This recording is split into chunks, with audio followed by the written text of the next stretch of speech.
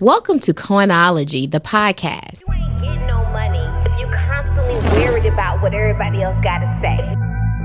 If you constantly got your eyes on what everybody else doing, you ain't getting no money. When it comes down to closing a deal, I get it done. Every single one.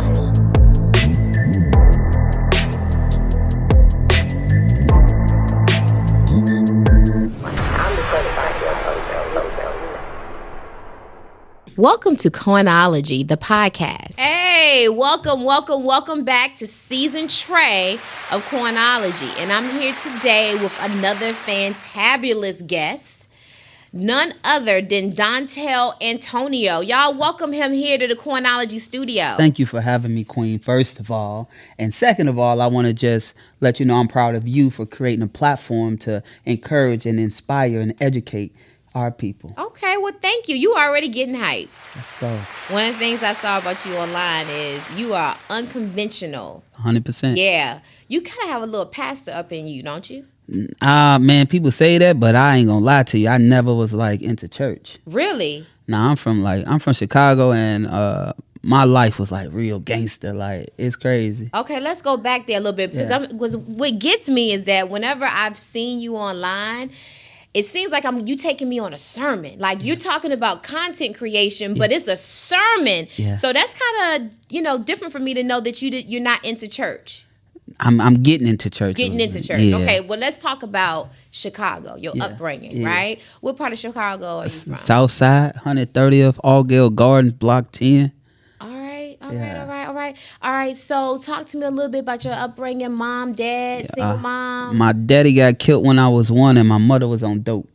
Right, my whole life I'm a crack baby, project baby, and for me, I felt like I was born in a world with no parents and no guidance, and so I was loyal to my friends and what I represented. So who raised you? Man, I got raised with different family members, foster care, different people, and so that's what I think instilled in helping and serving people, because I was saved by so many different people. You see that movie, They Cloned Tyrone? Yeah, I seen it. Did you see the piece of that movie where Fontaine kept knocking on the door, talking to his mom? Mom never opened the door, never made sure that he had something to eat. Yep. And then he finally found out that it was a recording. What did that scene mean to you? I mean, that scene is powerful. But specifically that scene with his mom. You probably looked at it deeper than me. That out of everything in that movie, that stuck with me. Yeah. Because for me, now what was told to me was that scene meant that he was cloned and his mom really didn't exist because it was the cloning. But for me, what that meant was how many young black boys, black kids didn't really have a mother. They had a mother in the house, but the mother was on drugs. Yeah. But regardless of the fact, she was behind that door locked and closed, never interacting with the baby. 100%. Not making sure that there was a meal, not making sure that homework was done, and not even open up the door to hug. That's what that represents. But that's really how it was, though. So it's just like, as a young kid, like I tell people all the time, the cars I was dealt as a kid, as an adult, you would kill yourself. And you talking about a kid that didn't know nothing, didn't have no ways to do anything, and so it's like you had to figure it out. And so mother gone weeks, and then my mother went to prison for I think she went to prison for 6-7 years, right? And so it's just like I didn't have that bond. And then when she did get out, I was 12. But I think she got out about 11, 12. And then I lived with her for about a year, and then she kicked me out at 13. Okay, let's stop there. So who was taking care of you while mom was locked up? Oh, man, the system. And then we almost got awarded to the state. And then my sister grandmother came in because my grandma that was raising me at first, she died.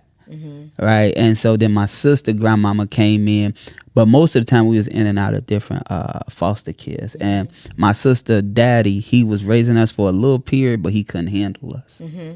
So yeah. So and then mom gets out. Yeah, she. And then and you were at that point 13. You're a handful. Yeah, and she a handful too, right? So she get back on her, like when people get out of jail, they sane for a second, then she got back to her old routine, and when she did that, it was just kind of like, yo, I'm tired, A little anger. Yeah, so at 15, I got emancipated. Okay. And so at 15, I was a legal adult. So you were out there taking care of yourself at 15 years old. Yeah, but I also had a mentor. And this the crazy part. I never wanted to go to church, right? And then I kept getting in trouble. And my older brother, he was like, yo, I want you to go to church. I said, man, I ain't with none of that, right? And what did church represent to you then?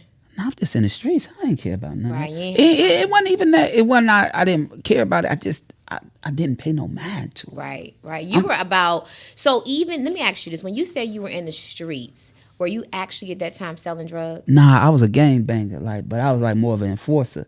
So it's just like that. Like, okay, I'm with that. If you my dog, somebody do something, I'm the one coming to shoot up their house. I'm the one coming to do all that, because that's what I'm. I see it in your eyes. Like I'm loyal. I'm loyal to my people. Yeah. So let me ask you this: principles. So was it anger in you? Yeah. I was. Who were you angry at? Maybe the world. You know what I'm saying? Because it's like I never had a Christmas. I watch everybody else in my family, like they daddies are coming. They whole living rooms and upstairs to be with Christmas present. And I ain't have a tree. I had a hand-me-down. I got a gift from the Salvation Army. Like, you know what I'm saying? Just watching everybody else enjoy familyhood and I didn't. And so it's just like, all right, well, this my family. This what I represent. This what it is. Yeah, I had no care like for people either. So when you were actually retaliating out in the streets, you didn't really see them as people. It's just something. I seen them as disrespectful. Like, it's just like, it's like if you would disrespect me and you would go against me or you would do something to my people, that means you don't care. Why should I care? Yeah. And so you had a mentor. Somebody saw you and said, Dontell. My brother, he was like, man, my little brother getting lost. And he asked me to come to church one time. Like, he begged me to come to church. And so I had just got off a house arrest. And so I was like, all right, cool, man. I just got off house arrest. And I went to the church. And there was this guy named Edwin Rogers. And this guy, they had a youth program. So I went downstairs to the youth program, and he was teaching this thing called Tools to Empowerment. He was teaching the youth business. Okay. Right. And I'm like, oh, this kind of cool. You know what I'm saying? And then I was attempting to rap a little bit, and he had a studio. So, but I didn't know my brother had asked him to pour into me, because this is the person who actually took me in. Okay. At 15, he took me in and raised me all the way. And this man was a stranger. You know what I'm saying? And because of him, my life started to shift, but it didn't shift until I got, he moved me from there to here. To Atlanta. Yeah. Okay, so you moved so you've been in Atlanta for how many years now? I've been in Atlanta since, I want to say, Obama was president. So do you think the move to Atlanta saved your life? Yeah, but I had caught a case at around that time too. I caught a case and I was facing 20 years. And when I caught that case, I think that's what saved my life for real, because I was facing 20 years and I got out the situation because the man who saved my life at 15, he ended up becoming an entertainment lawyer. Okay. Right. And so when I caught the case, and I caught the case in Arizona, right? I was out there, doing my due. And I ended up catching crazy. It got crazy. And he ended up finding a lawyer there that used to be the prosecutor. So all of these people were his friends. And so he didn't, since I was young, he didn't want me to, I got a second chance at life and I took it, basically. Okay, so that's a different story, because most times we hear how black men are railroaded, right? Yeah. In this case, somebody took a liking to you, and you were able to benefit from the system the way that typically we don't. Nah. We don't. Right? Nah. And it was... So what do you think, what was it about you? It might have been that my mentor was a lawyer too, and he probably pulled into the person and told him my story.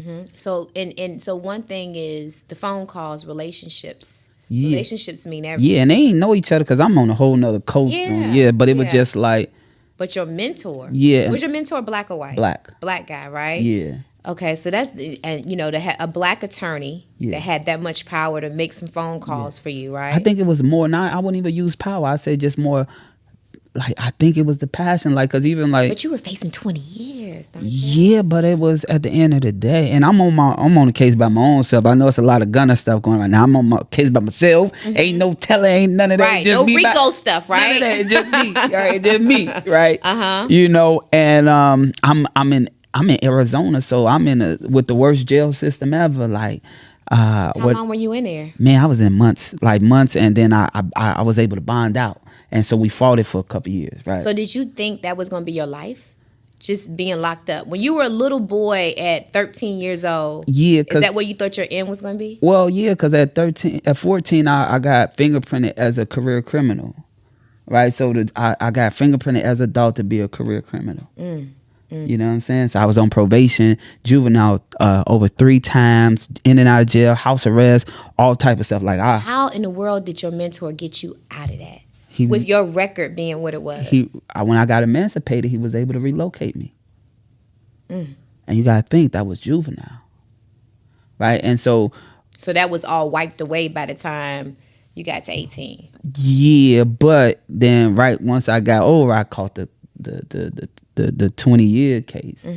And when I tell you, I went from a felony 4, a felony 2, a felony 4, and a felony 6. So a felony 2 is just like murder, right? And then I had a felony 4 and a felony 6. And what does that mean? That these felonies was ugly. Okay, so it gets worse the higher the number. The lower the number. The F2 is just like murder. Okay, yeah. So all right, and then what is the F1 like? F1 is like probably like capital murder. Like, okay, so that's probably like the serial killer type. Folks. I guess that's like you under the jail. So you had an F2. Yeah, I'm at an F2, F1, and F6. And when we got done with the thing, I was down to a misdemeanor. I don't know how. But I also, be honest, in that situation, I really didn't do nothing. So I didn't cause it. You know what I'm saying? And so yeah. So are you still in communication with your mentor? Every day. The man saved my life. That's right. I know he's got to be proud. No, beyond proud of me. Beyond like, and then the crazy thing about it is, he kept going on his mission of helping the youth. And one of the youth, literally not too long ago, probably like a month ago, just caught a murder case. So he hurt right now. Like he going through it because it's like. But what this shows though, is that you can't give up. Yeah. Sometimes, you have people to say, oh, I want to do big brother, big sister. I want to get out there, mentor. I want this. And then the first time somebody does something you don't like, you throw your hands over them. I can't do nothing with him. Yeah. He didn't throw his hands over with you, right? Nah. He took a bet on you. He ain't had to because I wasn't, you know what I'm saying? That's why, like for me, everybody that paved my way, like it was another lady named Allie Moore, Israel Moses, like Edwin Rogers, and a few more people. These people was not blood, and they saved my life. It takes people to care. Yeah. You got to see that young black man, young black girl, the person that you consider invisible. Yeah. And care. And this is not what the world see today. Like this a wild kid. Like this what the world will run away from then. But I can see it in your eyes though, right? It's real. I can see it in your eyes. I can see.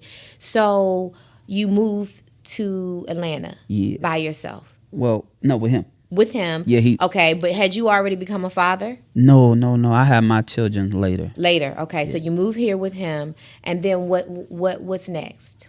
Man, I got to graduating school. Graduating high school? Yeah, and then I went to college at the Art Institute of Atlanta. Now, I know they had to be shocked. That right there was probably a very proud moment. Yeah, but I stayed away from everybody because I wasn't. When I got in, like, right when I got to college is when I caught that case, too. Okay. So it was kind of like he put all his money up to get me out and get me out of the situation. Then we ended up going homeless. And when we went homeless, he ended up relocating back to. He went to Jersey, and He left you here? yeah, I stayed because it was either leave and give up or continue to down my Path of school. not even school, but just like me with a camera. So how did you feel about, because we hadn't even talked about camera yet. Yeah. But when he left and went to New Jersey, did you feel like you were being abandoned? No. I felt like I was on a mission, and I had to foresee for myself now. Okay, but at this point he was still in communication with you. Yeah, every day. Yeah, okay, and so then at that point, what's your communication like with mom? With my mom at that time, it was a lot rocky. Me and my mother communication probably just got good in 2018. Mm-hmm. Like, but that's my mother. Like, we would communicate, but I didn't have no need. Mm-hmm. You know, and when I talk to it, it'd always be like negative. It wouldn't be so much positive. Mm-hmm. And then yeah. Mm-hmm. Yeah. So. Mm-hmm.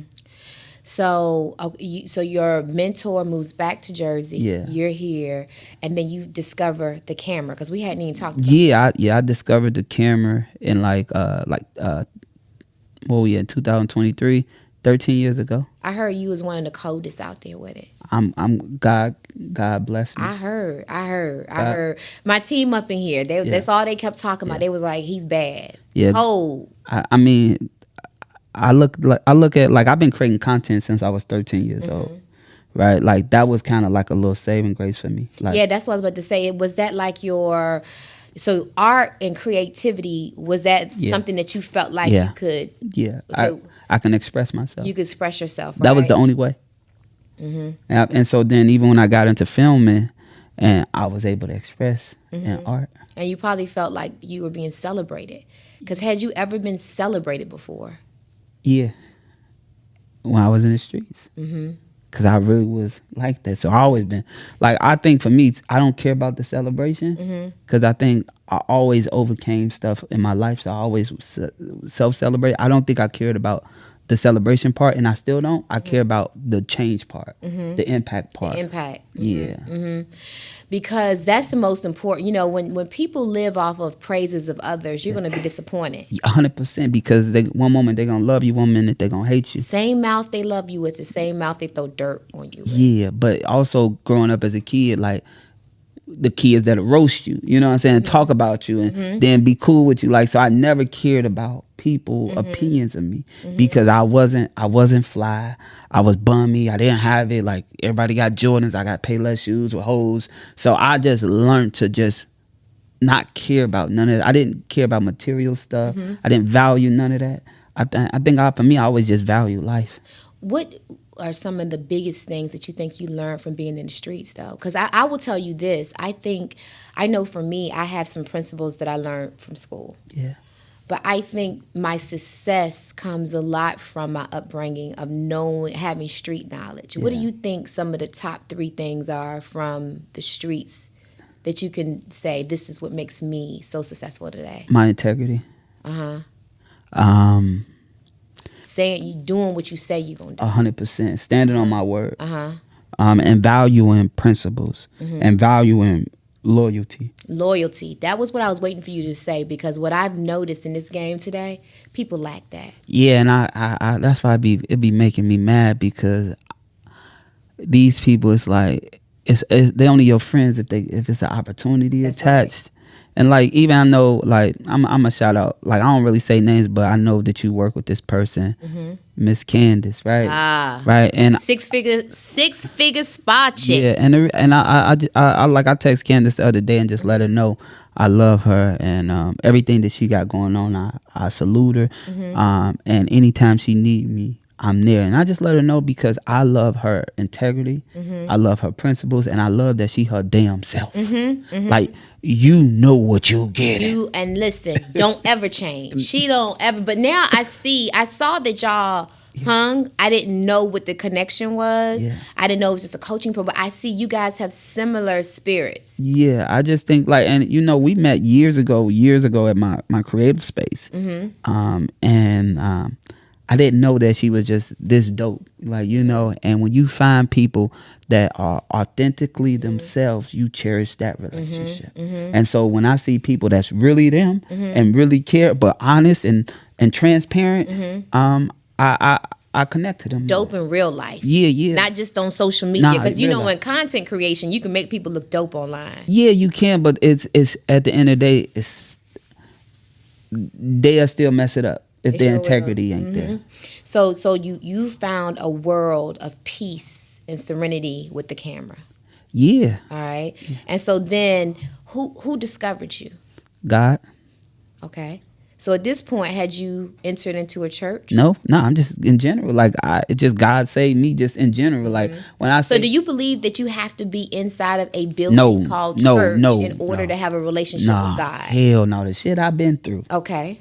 I know it's some higher power. Like, right. You know what I'm saying? Like the opportunities, the stuff I overcame, where I got, man, it's some higher power. And I always believed that. I never read the Bible in my life.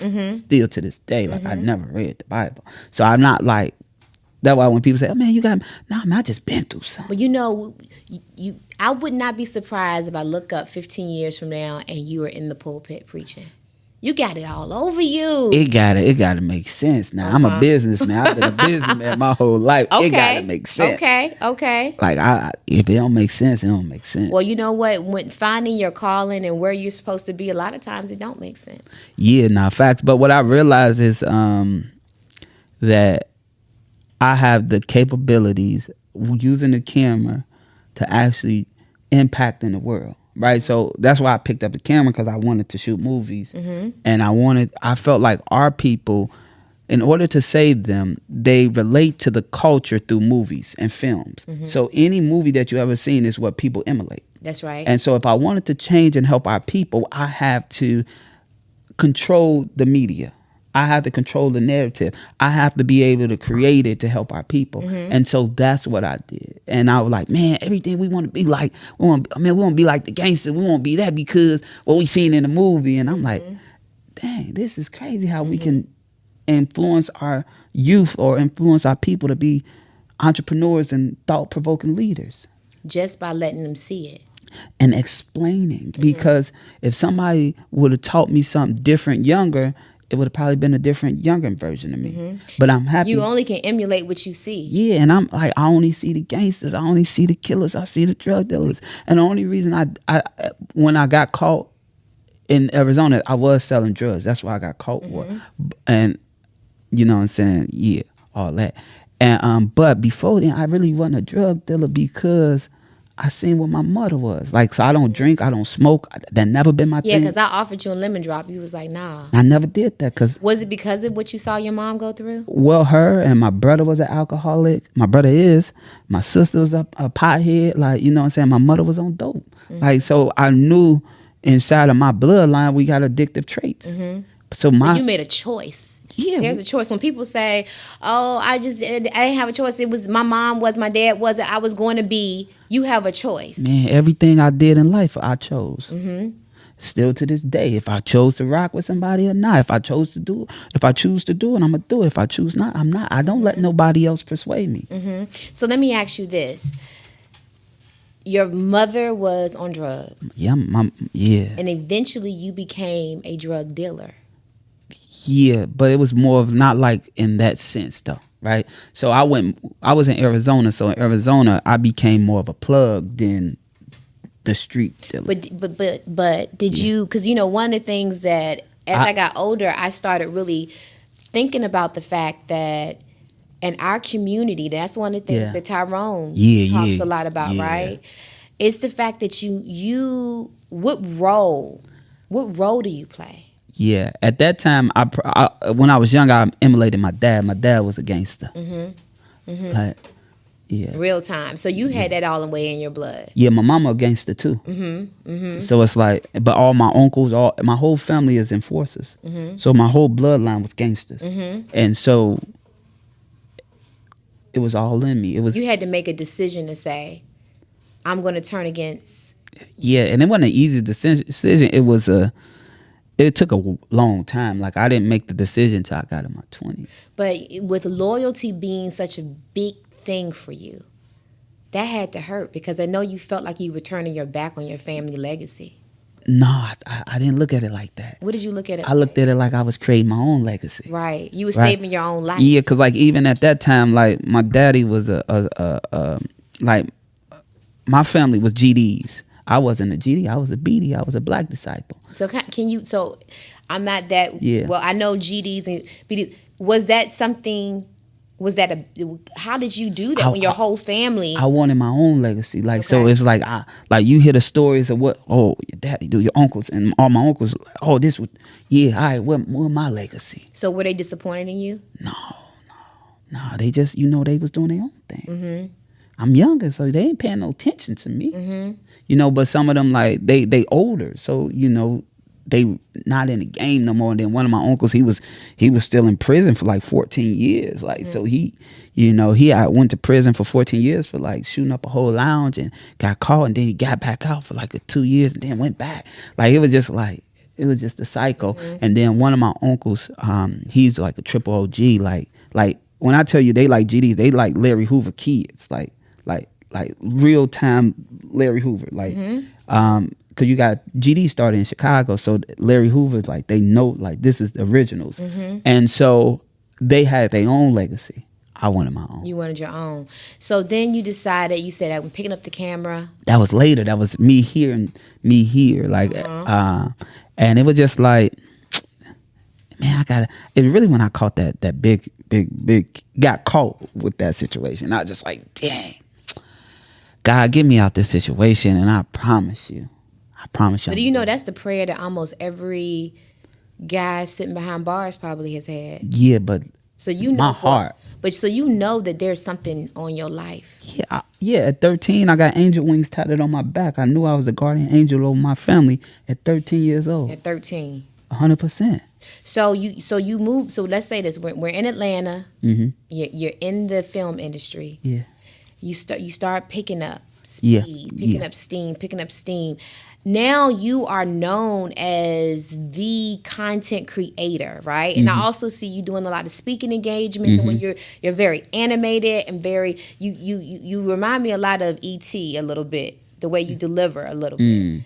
I never studied him. Yeah, you kind of remind me a little bit of the way you I just talk from my heart. Mm-hmm. Yeah. Passion. That's it. Mm-hmm. Yeah. So how did you get into that? You were so successful with the camera. What made you decide to transition into teaching other people how to create content? The times changed, but really, to be honest, like a year and a half ago, 2 years ago, my wife told me to get in front of the camera, because for over a decade we've been building people brands and stuff, and we was helping them get to 7 figures, 8 figures, and some of them will lose integrity. And so they'll lose the objective of the mission. So let's back up. You said you were helping people get to 7 figures by creating content? Mm-hmm. And building systems. Okay, you were also building the systems too, right? Yeah, building the system, brands, the ideas, the strategy. So talk to me about what do you do, Dontell? I make a difference. But like we do, of course, messaging. We give you who you are. Mm-hmm. Right, so I could sit here and listen to you and understand what your goals are, what you're attempting to do, and I could pull it out of you, and then I could give you a clear map of how to do it, and the roadmap to it. Yeah. And so you found that once these individuals obtain a certain level of success, they then flipped on you. Yeah, because I'm not a yes man, so I'm one of the people that's gonna challenge you, and so they start to switch to yes men and people that don't still see the bigger picture. They just people that say whatever, let's roll, yeah, because you the star. But I think the biggest thing I realize is that the best come every 6 months, but the greatest live forever. So all the people you can help, if they intentions ain't there, they're gonna go down. Worst thing in the world is to be surrounded by a bunch of yes men. Yeah, but when you weak minded, right, you don't see that. Right. So has that been one of your biggest challenges in business? In which aspect? Dealing with the clients that you feel that flip on you. It hurts me the worst. And even if we not doing they full build outs and if I just believe and then they just switch, like that hurt me the worst. Give me an example. What do you mean switch on you? Show me, just tell me high level. What does that look like? That looks like having an opportunity to put everybody in position and you choose not to because you don't know how to speak up and you just put yourself in position when it was a team effort. You know what I'm saying? Or when your mission is this and then you get to a certain place and then you change your whole message to go against what it was for the people, right?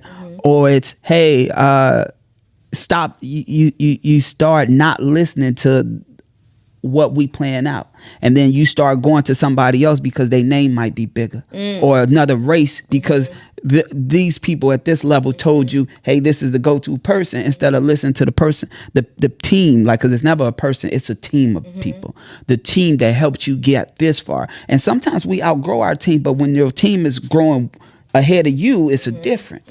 It's a big difference. I hear something there because I remember, I think the first time I ever heard your name, I met you before I knew who you were. I was leaving out of Yeah. We was parked next to each other. We were parked next to each other, and you rolled up on me and said, "Hey, we need to connect." Yeah. And you said, "Follow me," and I followed you. But I had to go. I was headed to another event I had to go to, and I went back in and looked, and I said, "This dude cold," and I said, "But why don't I know who he is?" Yeah. Right? Yeah. Do you feel like you're overlooked? Nope. I wanted to be a ghost. Okay. So for a decade, I was a ghost. Because from where I was brought up, it was better to be a ghost. You was more. You were protected when you're a ghost. Yeah, you was more like, it was mystique. Nobody knew who you were. They knew of you, but they didn't know you. Why are you out now then?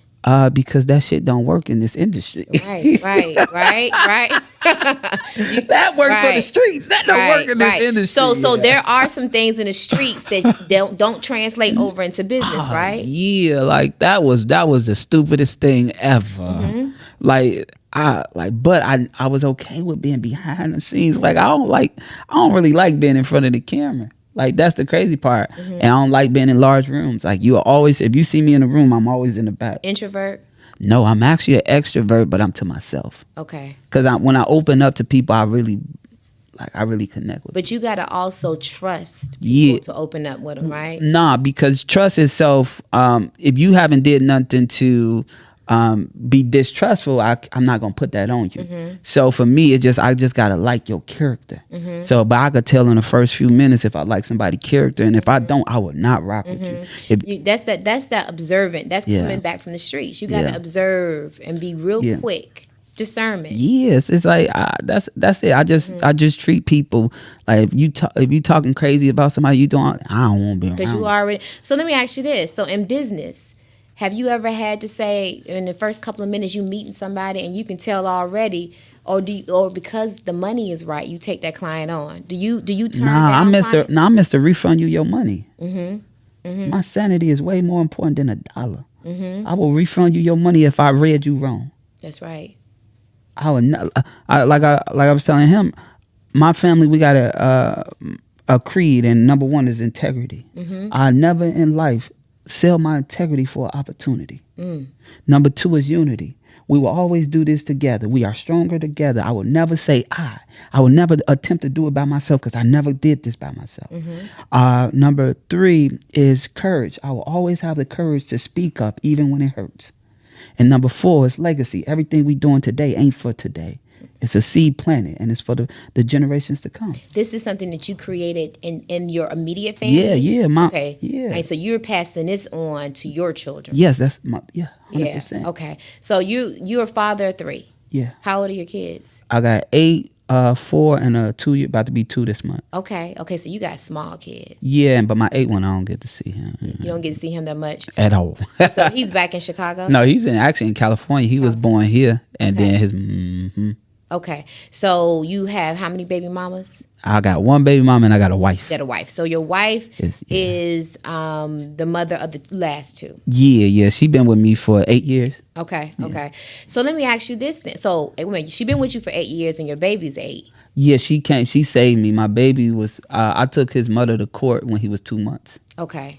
Right. Okay. So I served her. Like You served her. Okay. Yeah, and so my wife now she like got me out of that because I was real black. Like it was real black time because you gotta think my upbringing, and then there's somebody taking my child from me for like no reason. And it was just like I was in a dark time because I didn't understand it. Like hey, I didn't understand it, and it was just jealousy and hate. And but then I realized later on in life is like he might have a mission. He has a mission that might not need me in the picture right now, because my upbringing, if I would have had my daddy and my mama in the picture, I probably would have been a different person. So I don't know what his path and his mission is. You know what I'm saying? And but my wife, she like really got me out of that dark space and she really built the empire. Not me. She built the empire. She built it. Yeah. All right. So so in your mind, that is how you're able to cope with not seeing your son. Yeah, it took a lot. Like I'm telling you, I did everything. Like I had hella lawyer, like man, Georgia is a woman's state. Like it's like it don't matter you win, no matter nothing. Like it don't matter. And it's like I think it's systematic that they want to keep the child away from the father. So are you required to still pay child support? Nah. So you don't have to pay child support. Only reason why is because she moved to California, so I had to travel every other month to see your son. And so that so stopped. You do still go see him? No, she cut that off. She cut that off like 6 years ago. Wow. So basically, you haven't seen your baby since he was 2. Oh. Yeah. Now, how do you process that? It's hard to process. But, like I said, I have the other two that I'm able to mold and build. It's kind of hard when you got to mold and build with the opposite person has a opposite belief. Mm-hmm. So is it just because, so this is a situation where mom and dad didn't work out? Yeah, but I was cool. I was always the cool one. Uh-huh. Like forever, from day one. Like her family treats my kids like they're their kids.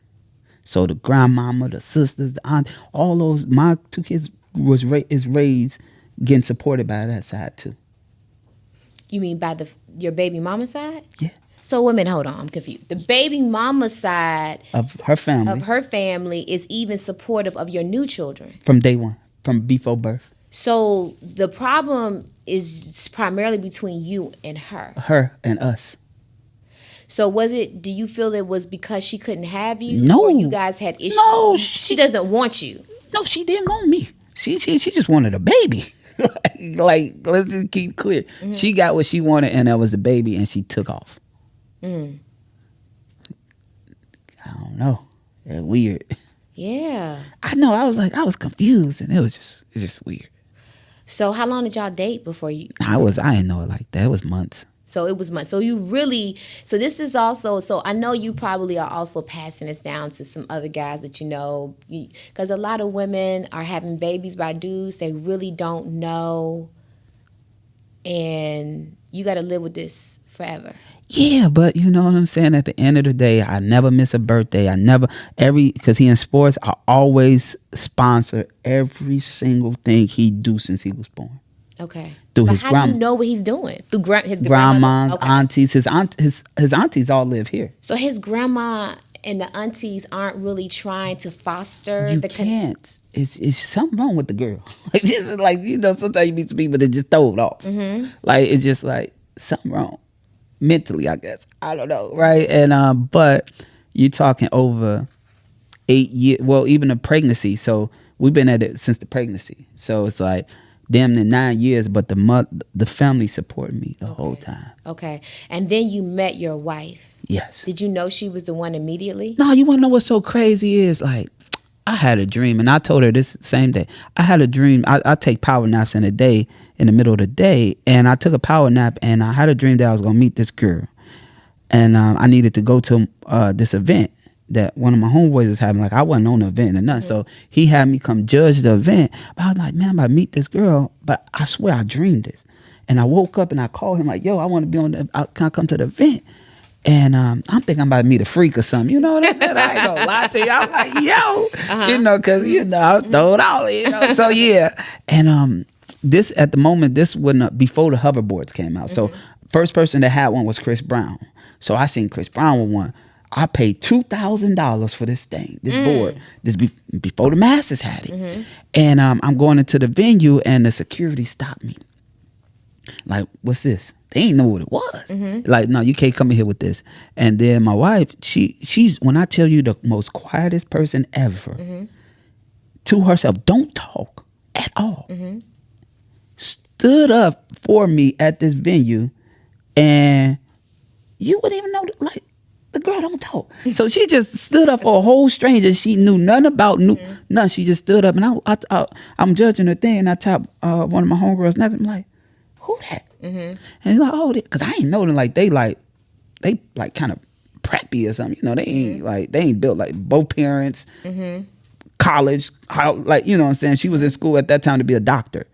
So it wasn't like that. She just know how to run and orchestrate stuff. So she was behind the scenes running the event. Right? And so yeah, she stood up, and I was just like, man, what's your Instagram? And then they said, I'm like, matter of fact, just give me your number. And then I had two of the boards, right? And so we went kind of like hoverboard riding. And then what got me, because my dream was like buying parking lots and stuff, and she said that was her dream before I said it. And I said, oh, your mindset different, and we've been inseparable since. Yeah. That's no joke. Yeah, but that was during the time I was in the black space, because I'm fighting back and forth in court and all of this, so I didn't know how to handle that. I noticed that you said a few minutes ago that she's the one who built the empire. Yeah, because she's like, her gift is like systems, automations, the smaller pieces that builds the bigger thing. That's not my gift. My gift is in the bigger vision, and I always accomplish everything I say I'm gonna do. I always, from day one, always did it. So you guys are a power couple. Yeah. That's amazing. Yeah, but she low key. She don't like to be seen, and then, like, so right. She's still behind the scenes. Yeah, but she forced me to come out. Well, you have the personality. You have the gift for gab. You got to find out which one is, the gift for gab. Yeah, I do. She don't. Okay. But she's got the no BS, right? So it's a yes or a no. I might hit you with a maybe, but if it's a no with her. If it's a yes, it's a yes. Like, she don't. So what's next for you? What's next? I'm gonna be bigger than Tony Robbins. I'm empower millions and millions of entrepreneurs to take their business and take it to another level, because I believe we don't have enough businesses that say since 18 this or since 19 this, and most of our businesses done started in 2021. Right, so a lot of people that in business now don't even know how to run businesses. You think most of them became business owners because of pandemic? The pandemic? Yeah, but they didn't become a business owner because they was passionate. They became for the opportunity of the money. The money. But now they got to run a business. But let me just say this: I think that there's social media has created a false narrative 100%. about entrepreneurship. 100%. It gives this narrative that everybody is an entrepreneur or should be, and everybody should not be, right? No way. It's a lot. What are some of the biggest challenges you have at being an entrepreneur? I think for me, since I've been a full-time entrepreneur for 13 years, I think the biggest challenges is just understanding that that I think I started off like passionately just helping people for free. And I think the biggest thing I had to realize is just because you give somebody free information, that don't mean they're going to use it. And most of the time when they don't use it, it discourages you. So you got to make them believe in themselves first. And I think sometimes that's the hardest thing as an entrepreneur, is making sure that the person you're dealing with believe in their dreams too. So you don't, because I don't take people money. Like, so if I don't feel like they qualify, I'm going to deny them. because I only like dealing with servant leaders, and that's people that got a passion to help other people. That's why they started their business. How do you stay from going back to the streets? Oh man, I'm so long gone. But how? But like, what is it that? What was that moment that you knew I'm done with these streets? When I made that prayer, and I'm loyal. When I made that prayer to the big guy upstairs, and I told him if he get me out this situation, you never turn back. Never. I ain't been in trouble since. But you know who you are is who you are. Thoughts don't ever cross your mind. Oh yeah, these people here, boy. I know, right? Yeah, but like that's why I stay to myself. But I'm so honest. If somebody rubbed me the wrong way, I pull them to the side. Oh, that rubbed these folks the wrong way. When I pull them to this, like I pull them and say, "Hey, I ain't like how you did that." And like I'm thinking like people real, and they like, "Yo, man, I respect you even telling me that." Some of these people like they get mad, man, don't play with me like that, because I don't even disrespect. You keeping it real, you keeping it a buck. 100%, because I'm not gonna go talk behind your back. That's right. I'm gonna tell you directly. And if you say something behind my back, I'm calling you. And if you don't pick up, I'm gonna find your address out the sky. Out the sky. And we gonna figure this out, because I don't let gangrene spread. Nobody can say nothing bad. I haven't did nothing wrong to nobody in this world. I don't take from nobody. I don't steal. I don't lie. If I say I'm gonna do it, I'm gonna do it. If you drop the ball, I'm gonna pick it up and finish it. You can't blame me for nothing. So you're gonna be bigger than Tony Robbins. I'm gonna be the biggest ever, and it's gonna be content creation. But I'm gonna help so many entrepreneurs, because there's no other content creator in the world that talk, move, act like me or think like me. My purpose is too big, but I've been knew this purpose, right? And my wife, like her mom, go to church, right? And like I think it was like 4 years, like no, not 4, 3 years ago, right? I went to this church one time. Like I want to tell you, I'm one of the ones I sneak in church once a year. Once a year. You sneaking in there, huh? Yeah, only because they like, come, like Mike, right? And so I came to this church, and then a prophet prophesied. She's like, I'm feeling somebody. She don't know me, right? And I think at that time I had like a red shirt, and she prophesied me in front of the thing. She brought me to the thing, and she said, all your barriers are down. Like they gone, and you're gonna be able to. I'm paraphrasing, but you're gonna be able to serve and like change lives of many people. This was 3 years ago, and you weren't doing this then. No, I was shooting content. Okay. I tell people all the time, I went from shooting people to shooting content. Like it's just like, you know what I'm saying? So it's just like, and then I only started speaking in 2022. So last year I spoke at over 50 events. I'm going crazy because. Do you have your own conference? Yeah, I just had 2 of them. Okay. Like February, I did a conference. This why I got this ring. I did 250,000 in one day. Okay, now let me see this ring. What's this ring all about? Now, was this something you gave yourself? No. One of my, like last year I spent 194,000 on coaching. Read the inside. What is it? Let me read the inside of it. And then my eyes. I think it's the other way. Other way? Yeah. Okay, I can't see. You gonna have to tell me, Dontell. I can't see. I'm getting on up there. Right there, what it say? Okay, it say fines. No, it say, hold on. Nah. Dontell Antonio, 250,000. Yeah, 250,000. Now I see that. Yeah. So you earned $250,000 in one day? Yeah. Doing content creation? At one of my events.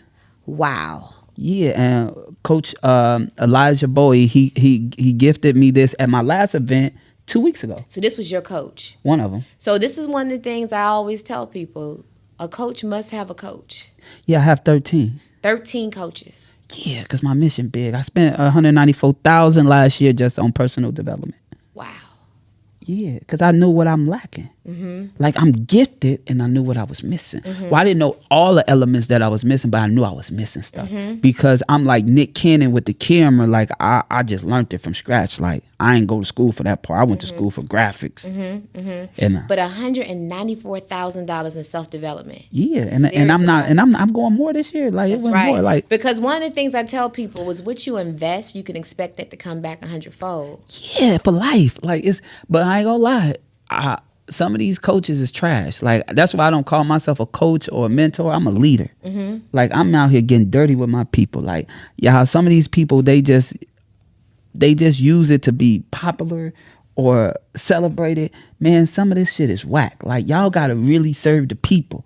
Like, stop. Like, I don't want to buy all this, spend all this money, go into your program, and all you want to do is put me in a Q&A and tell me to look at the portal. I never learn. That's right. You need leaders that's going to be hands-on. A lot of these coaches ain't hands-on. And it's not a clique. I am not interested in a clique. Man, I don't want to be a part of it. You ain't seeing me with nobody because I don't do all that. Because y'all ain't going to really ride. Y'all doing it because of material things, what y'all got to get. I ain't with none of that. But you got some dope material things too now. No, remember, you was parked next to me. Yeah, but that wasn't for me. That was for the people. That was for the... So talk to me about that. What does that mean? I don't, none of that stuff. I don't care about none of that. I would be regular degler. So you do that because you know that catches the attention? Our people need to see it in order to believe it. When I was speaking the message without showing anything, because I wouldn't spend my damn money on it, they don't believe it. So I had to use it as marketing, right? But this been our people forever. I posted a thing with back in when Muhammad Ali was in his prime. So you talking about in the 50s and 60s or whatever, wherever time frame. He said, think about the 60s. Yeah. So he's saying like, yo, I can't go and give our black person a message unless I pull up next to him in a Rolls Royce, or if I got some diamonds, or if I got this. That's the only way we can get our people to listen. And why? Because our people desire a certain thing, and they believe that if you got that certain thing, you that person. And if you don't have it, then you're not. No value. No value. Right. So nobody would listen to a coach driving a Honda Accord. Nope, they don't believe it. But it's so crazy because I live in a city called Johns Creek. And most of these people got so much money, but they drive Toyotas. Right. That's why I was going to say some of the most wealthiest that don't look like us, they're not thinking about It's only our culture. How do we shift that? We cannot. It's programmed. It's instilled in us. Every music, all of the movies, everything they emulating is from a lifestyle they seen.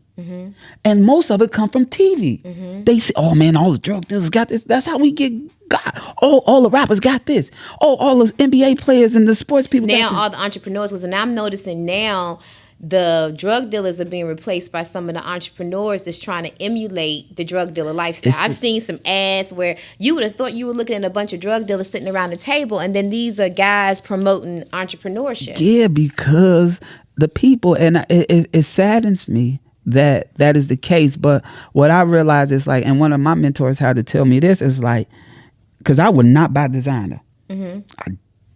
That was not, I don't even fathom that. Right? So it's like, he was like, well, it's not for you.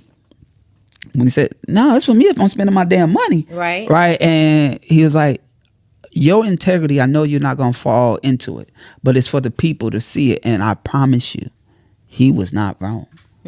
Everything, like when I started buying that stuff, everything took off more. People, because at that point they saw success. Yeah, but I didn't even know how to wear the shit. I ain't gonna lie to you. I couldn't put nothing together because I'm a black t-shirt type of person. And then I started realizing that ain't my purpose. I think I spent like $500,000 on that type of stuff. And when I realized I spent $500,000 on it, I said, I don't want to do that again. And so I started buying my own merchandise, which is, I'm a creative entrepreneur, and I just wear my own stuff. And I get so many clients everywhere I go because they stop me and ask me, what is it that you do? See, when I wear the other stuff, it's people idolizing it. But when I wear this, it's people that actually in business that can be my clients and can continue because they're not desired off of material things. So I had to switch my thing, and I had to stay true to me because I lost myself for a moment because I was like, well, I need these people to hear me. And it's very easy too to get lost when you come from lack. Yeah. You didn't have it growing up, right? And I knew I didn't need it though. Still to this day, I never needed it. And I didn't, even at that point, it wasn't for me. So it wasn't for me to feel good. It was for me to actually get my message heard so I could say to people. And you feel like you're saving the people now. 100%. Yeah. And I tell people, what I'm telling you, most people won't say. They're like, yeah. No, I say, if you're going to do this, if you're going to use it, it's only marketing. Do not fall in love with that. Because that shows how empty you are. And then one thing I'll tell you too is once you acquire it, it's a rush before you get it. It's a rush up until you get it. And once you get it, it just don't have nothing no more. You just don't care no more. You often wonder, why do I even have it? Yeah, and then it's like, for me, it was never the rush. For me, it was just like, I need to do what I got to do. What are you willing to sacrifice to save the people? So I'm willing to sacrifice a couple dollars, but I won't sacrifice my integrity. So, and I always let even anybody, I let them know, hey, that's marketing. That ain't me. You would catch me in round and round with some Pumas on, black t-shirt. I always had a nice car, but it was always to encourage the youth that they can do it the right way. Right. You don't have to go the wrong way to get these. No, I never stole from nobody, never took from nobody, never did none of that. Even in your days back in the day. No, I was a gangster. I wasn't a thief. So you not talking about those days. You talking about post. No, but I didn't take from nobody. Okay. I just handled business. Right. Like, that was the difference. Like, I handled business with no. I didn't even like. You handle business with integrity. 100%. Like, but it wasn't like. And the crazy thing about it, I look at my younger days, and it wasn't about money.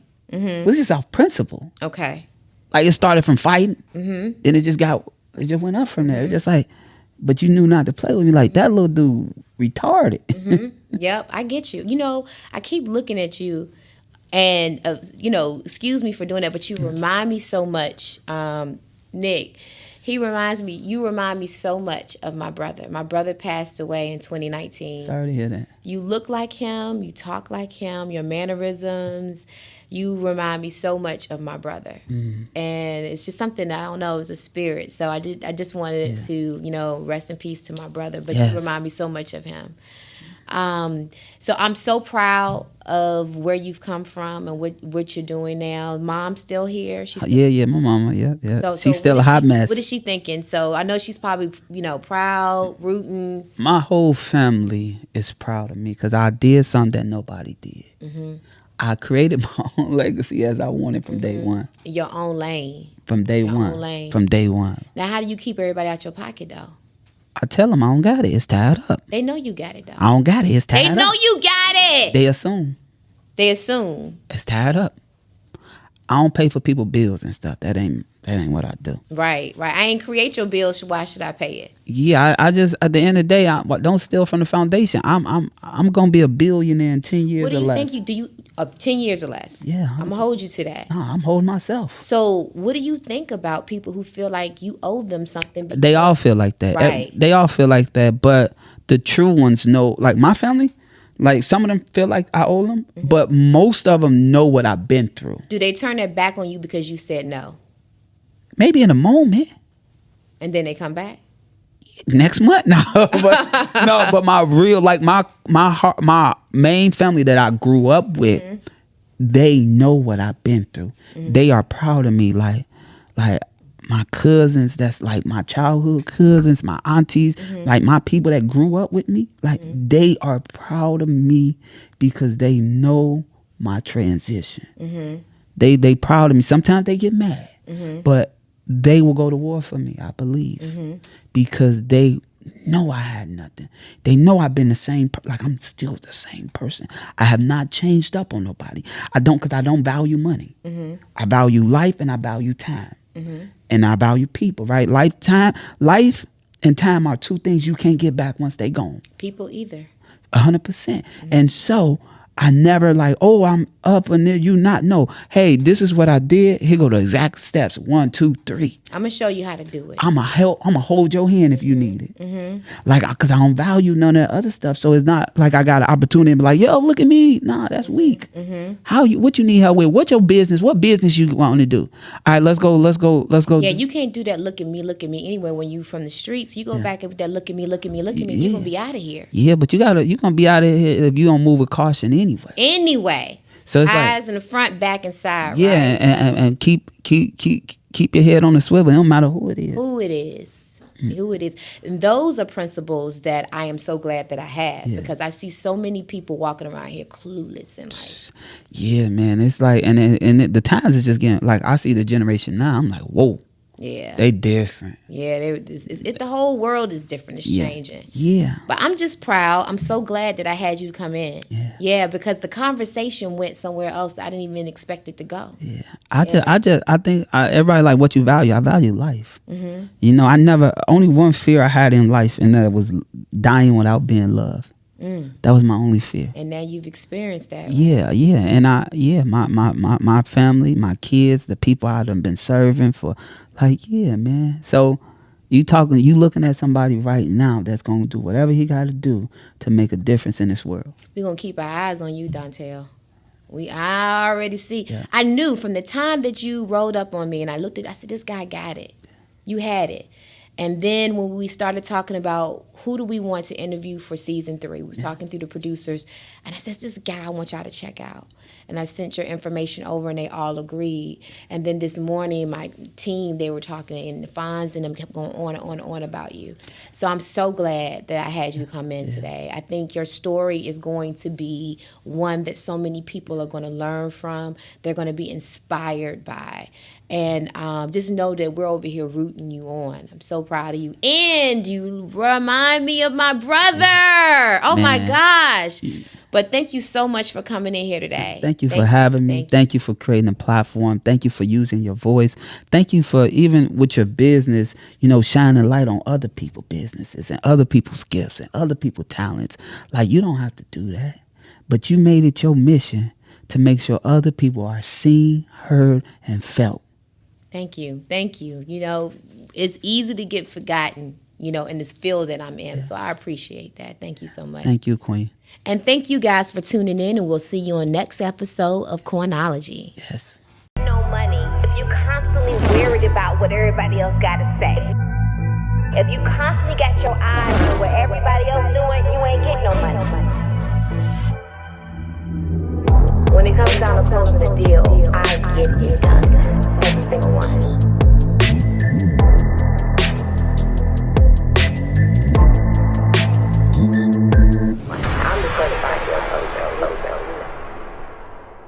Welcome to Coinology, the podcast.